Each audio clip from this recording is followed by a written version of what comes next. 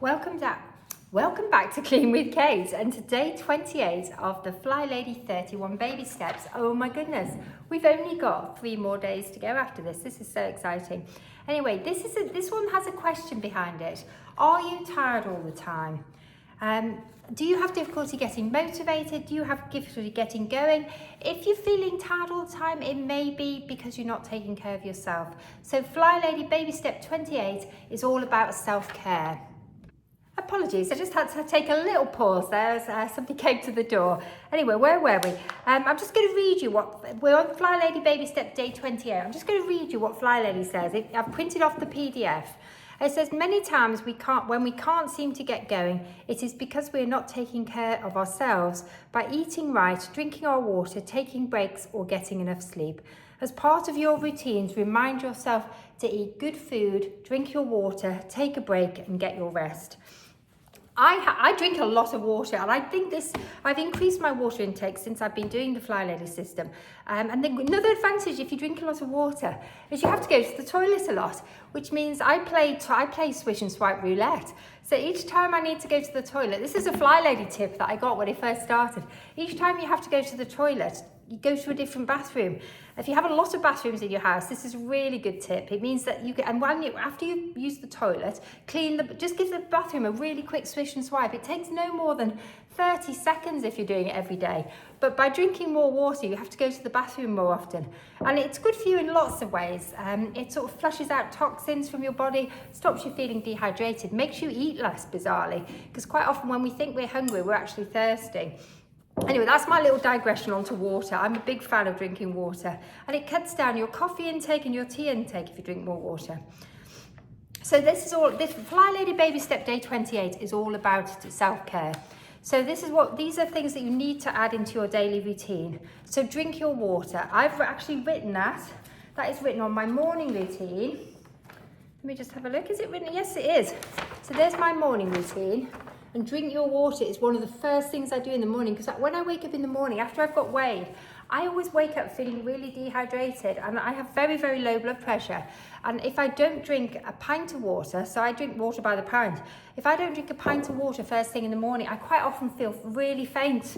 And I sometimes pass out because I feel faint. So since I've been doing drinking the water as soon as I get up in the morning, before I have coffee or tea or anything, I have to drink a pint of water. I don't feel faint in the mornings anymore, so it's been really positive. And I think it was just down to low blood volume and dehydration overnight. I think I've got it on my afternoon routine as well. Let me just check. Yes, here we go. There's my afternoon routine. So I've got drink water. In fact, I've also got eat a healthy lunch. And I've also just added vitamins, because in winter I try to take vitamin D, and I do take vitamin B, B complex as well for my hair and my nails. Because I don't eat a massive amount of meat and dairy, I did cut a lot of that out for many years, then I worry that I may get vitamin B deficient, so I do try to take a vitamin B supplement. And in the winter months, I take vitamin D, just because most of us in the UK are vitamin D deficient in winter. And taking vitamin D can improve your resilience to infections. Well, there's some evidence to suggest that anyway. And we don't want to be vitamin D deficient. So I don't take vitamin D in summer, I only take it in winter. So I'd start taking it usually in the autumn and carry on until it's like get your arms out in the sun weather, which is usually in the UK around April, maybe if you were really lucky a bit earlier, sometimes later. Anyway, so I've not been very good at taking my vitamins this year. What happens is, over the summer I get out of the habit of taking them, and then it takes me a while to get back into them. And because I don't eat breakfast, I eat brunch, then I have to take them at brunch. I found if I take them later in the day, the vitamin D seems to affect my sleep, and I've Googled it, and there is some evidence to suggest that it affects other people like that as well, so I have to take it early in the day. What else have I got for self-care? Let me have a look. So what was the other thing she said? Get your rest, and that's where the bedtime comes in. You need to make sure you're getting enough sleep. Sleep is so crucial to our well-being, and if you're tired all the time, it may be that you're not getting enough sleep, so you need to make time for a good bedtime ritual. I start my pre-bedtime ritual about 8 o'clock every evening, So I try not to eat after 8 o'clock at night. I try not to take any caffeine into my body after midday. And I only drink decaffeinated tea or coffee in the afternoons and evenings. And after 8 o'clock, I try to just drink water. Because if you have food in your stomach, it can disturb your sleep. And I find if I do that, I get sleepier earlier. What else do? I try not to go on my phone after 8 o'clock at night or my laptop, because the blue light can affect your sleep, give you sleep disturbance or stop you getting off to sleep. And I also turn the lights down really low. So after about 8 o'clock, I turn all the lights low, and I don't put any bright lights on, because I find bright light wakes me up. And the other thing I do, when I go to brush my teeth in the bathroom, I don't put any bright lights on. Again, I have a really low level light. And when you go into the bedroom, I keep the lights really low. And that means that when I'm in that sort of semi-sleepy state before going to sleep, I don't suddenly wake myself up with bright lights. And I find all that means that I fall asleep very, very easily. I have a really good bedtime ritual, actually. I'll do another video about my bedtime ritual, but I find that sleep hygiene is so important. I'm not one of those people that can fall asleep at the drop of a hat. My husband could literally drink a double espresso, be on his laptop till midnight, and then he'd be asleep within 30 seconds, his head hitting the pillow. He's incredibly lucky. He could eat a huge curry and not have any disturbance to his sleep. Whereas unfortunately, I'm not like that. I have to have a very good sleep hygiene, or it does affect my sleep. And what was the other thing on there? Take rest, take regular breaks. So I've actually written on because I tend to work quite hard doing my routines, but I've actually added take a break to my morning routine. So it's important, isn't it, to just take a break, sit down and take 15 minutes break and just do something just for fun, or just have a cup of tea, or read a book, or read a magazine, or sit in the sun. Oh my goodness, in summer I have that on my morning routine. Every morning, if it's a sunny day, I will sit in the sunshine for 15 minutes, because it's part of my self-care. It tops up my vitamin D. It's so good for my mental health, and getting out in the sunshine is just so good for us, isn't it? And 15 minutes is probably enough time to get yourself some vitamin D, get yourself a little bit of a glow, and it's just so relaxing and just enjoying it. So even in winter, it's important to make time to take a break and just relax, but even if it's only for 15 minutes. Right, let's just run through.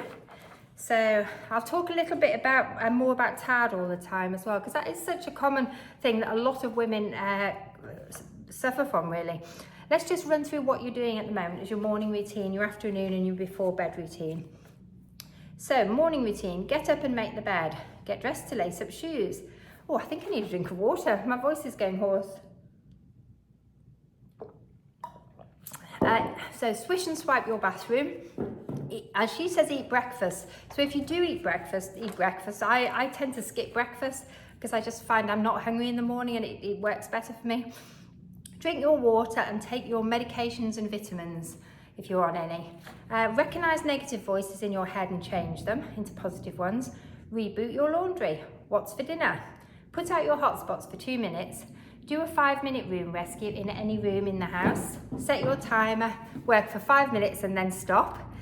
Spend 15 minutes decluttering each day. Again, use a timer, because sometimes you find with these things, once you get started, you don't want to stop. I'm very much like that. I find probably 5 minutes decluttering is good for me in the morning, because I wouldn't necessarily fit everything in. Look at your control journal and your post-it notes to remind you of what you need to be doing. If you've subscribed to the Flylady emails, read a couple as a reward.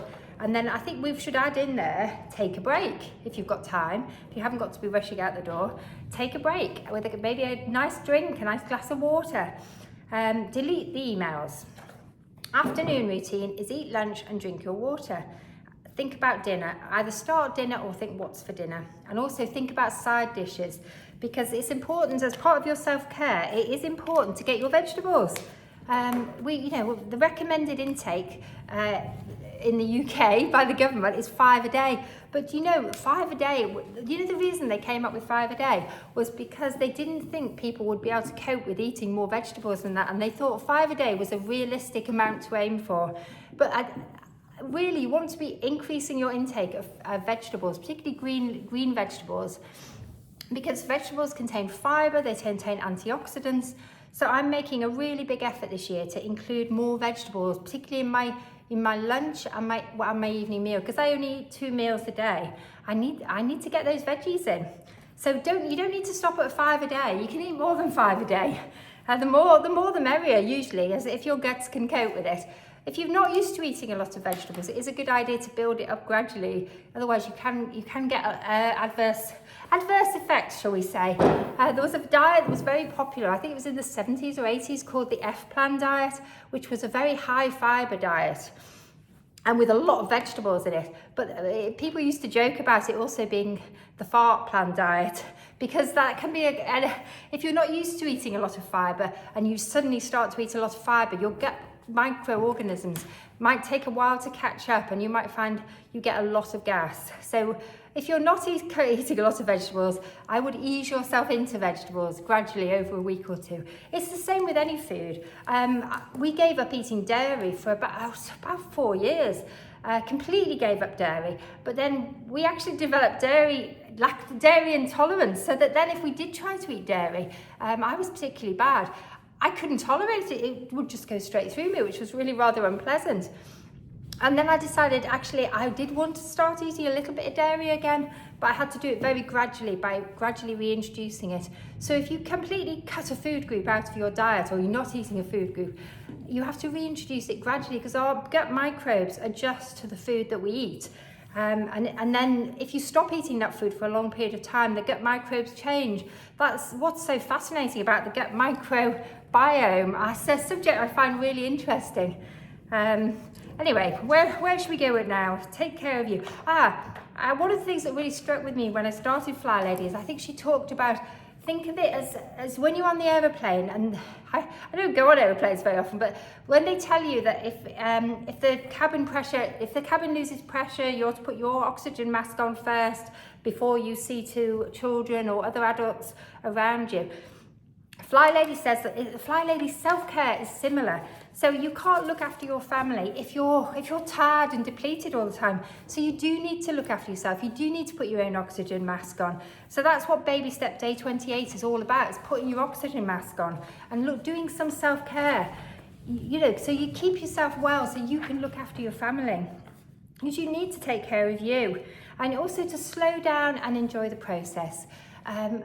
Slow down and enjoy the Flylady process. Don't feel that you have to rush at it. Baby step it, take it one step at a time and enjoy it, and make sure you get enough rest and enough sleep, because those are self-care is a crucial element of the Flylady system, so that you don't become burnt out and feel tired all the time, so that the Flylady system doesn't become another stressor on you. You need to slow down and enjoy it, and just take your time. It didn't get like, as Flylady said, it didn't get like this in a day, and it's not going to get better in overnight, is it? It's going to take time. But if you build these daily habits, and particularly start looking after yourself, because what you'll find is with the self-care, as you feel better about things and you start to look after yourself, and you get your rest, and you get your healthy food, and you get your veggies, you will start to have more energy, and these things will be easier. So it is all, Flylady, people think Flylady is about housework, but actually Flylady is about self-care. That's what Fly stands for, finally loving yourself, and to love yourself, you have to look after yourself the way you would look after a child or a pet, and be kind to yourself. That is such an important element of the Flylady system that people often forget, self-care. Anyway, I hope you're finding the baby step videos helpful, and make some time today and every day to take care of you and to get enough rest, and also to do things that are fun just for yourself. For example, I saw these for sale yesterday. Surprisingly, they were actually in TK Maxx. And they're the best artificial flowers that I have ever seen. I've never seen such pretty artificial flowers. And I thought, I've got to bring those home with me. How beautiful are those? And they were such a good price as well. $4.99 I think they were. Or was it $6.99? They were a good price anyway. And they look real. And I don't think anyone would know that they're not real. And I love them. And they spark joy in me every time I see them. So that's part of my self-care, is having those beautiful flowers. And actually, I think I prefer these to the real flowers, because these will last and the petals won't fall everywhere. and they will make me happy for years and years and years. Anyway, share in the comments what you do for self-care. I'd love to hear from you. I should do it. I should talk about my self-care actually. I have built a lot of self-care into my routines. Every morning as part of my morning routine, I haven't actually written it. Oh, I have written it. Hang on. Right, I have written it on there. Self-care. So I weigh myself every day because looking after my weight and my health is really important to me. That is part of my self-care. But also I've written here SC times 3, and that stands for self-care times 3. So every morning as part of my morning routine, I will do 3 nice things for myself, usually in the shower or around my shower time. So for example, I like to play what I call shampoo and conditioner roulette. So I've got a selection of shampoos and conditioners, and I alternate which one I use. And so I just get the joy of thinking, oh, I'll have that one today. And that feels like a bit of a treat. The other thing I do, I like to have a facial scrub or some sort of facial treatment every morning as part of my self-care. Or just things like shaving my legs or applying a body lotion. Or this morning, I went shopping in my cupboards, and I found I got some of this lovely body oil that I bought years ago when I had really dry skin, but it still smells good. So I've applied some of that after my shower, and you know, I'd forgotten how wonderful it is. And so I shaved my legs and I applied this body oil onto my legs, and it just felt luxurious. It felt, I'm just pampering myself. I haven't bought anything special to do it. I just went shopping in my cupboards of things that you've been given for Christmas, rather than saving them and thinking, oh, hand cream. Oh, I love to use hand cream. I use hand cream every morning. And I like to use foot cream, and I have lots of these things that I've been given over the years, so I enjoy using them. So factor in some self-care, and if you can get it into your morning routine the way I do, I would say that's the best way, because I find as the day goes on and I get more tired, I'm less likely to actually do the self-care. So I'd like to get it as part of my morning routine. If you can get it into your evening routine as well, brilliant. But I do struggle. I often think, oh, I'll give myself a home pedicure, but then in the evening, but then I'm just too tired and I don't get round to it. Anyway, I hope you're enjoying my self-care tips, and you may find them useful to build some self-care into your morning routine. Let me know how you're getting on. If you're enjoying the videos, please like, comment, subscribe. I love to hear from you. We're nearly there, girls, we're nearly there. And guys, if there's guys doing the baby steps with us, can't assume it's all women. Anyway, thank you for watching. Bye for now.